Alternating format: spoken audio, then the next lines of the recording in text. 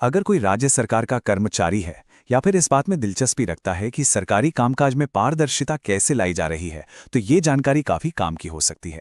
आज हम बात करने वाले हैं 2025 के संपत्ति घोषणा आदेश के बारे में, और ये जानकारी सीधे एक ब्लॉग पोस्ट से ली गई है।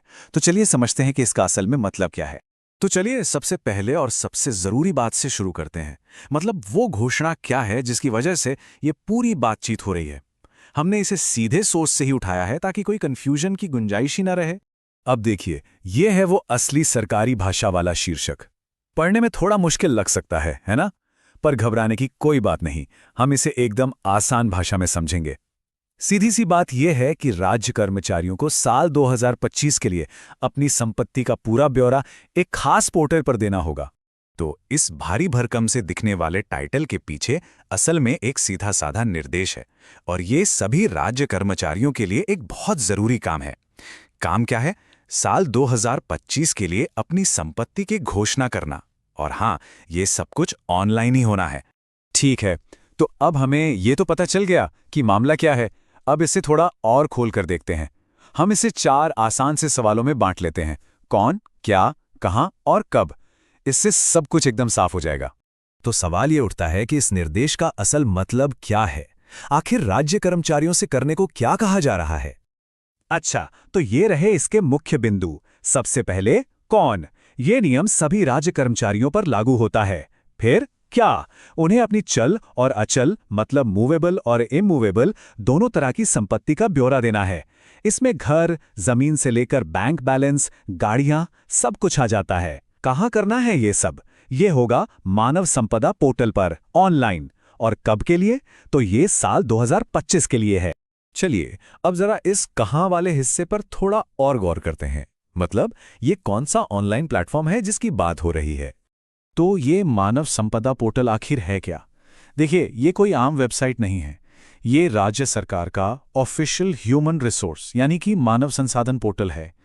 इसी पोर्टल पर कर्मचारियों को अपनी संपत्ति की घोषणा जमा करनी है। मतलब सारा काम डिजिटल और एक ही जगह पर होगा। ठीक है, तो निर्देश क्या है ये तो हम समझ गए। पर अब एक और बहुत जरूरी सवाल पर आते हैं। ये जानकारी आ कहां से रही है? सोर्स को समझना हमेशा बहुत जरूरी होता है। और यहीं पे एक बात पर ध्यान देना बहुत जरूरी है। ये जो जानकारी है ये सीधे किसी सरकारी सर्कुलर से नहीं आई है, बल्कि ये एक न्यूज़ ब्लॉग पर पब्लिश हुई है। और यहीं पर कहानी में एक मजेदार मोड़ आता है। ये ब्लॉग जो इस खबर का सोर्स है, वो खुद एक डिस्क्लेमर, एक चेतावनी देता है। वो साफ साफ कहते हैं कि इस जानकारी का इस्तेमाल करने से पहले इसकी ऑफिशियल पुष्टि जरूर कर लेनी चाहिए। देखा जाए तो ये काफी ईमानदार और ट्रांसपेरेंट तरीका है। तो इसका मतलब क्या हुआ?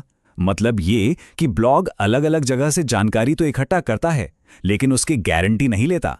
वो साफ कह रहे हैं कि भाई, आखिरी जिम्मेदारी पढ़ने वाले की है। और ये बात हमें एक बहुत बड़ी चीज सिखाती है कि ऑनलाइन मिली कोई भी जानकारी, चाहे वो कितनी भी काम की लगे, उसे हमेशा वेरीफाई करना चाहिए।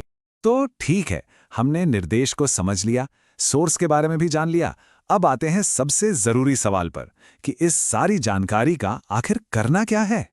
देखिए, आगे बढ़ने का एक सीधा साधा 3 स्टेप का रास्ता है। नंबर 1, इस निर्देश के बारे में जानकारी रखिए कि हाँ, राज्य कर्मचारियों को 2025 की संपत्ति घोषित करनी पड़ सकती है।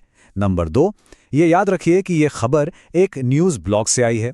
और नंबर 3, जो कि सबसे ज़्यादा ज़रूरी है, कोई भी एक्शन लेने से पहले हमेशा ऑफिशियल सोर्स जैसे कि मानव संपदा पोर्टल से या अपने डिपार्टमेंट से इसे कंफर्म ज़रूर कर लें।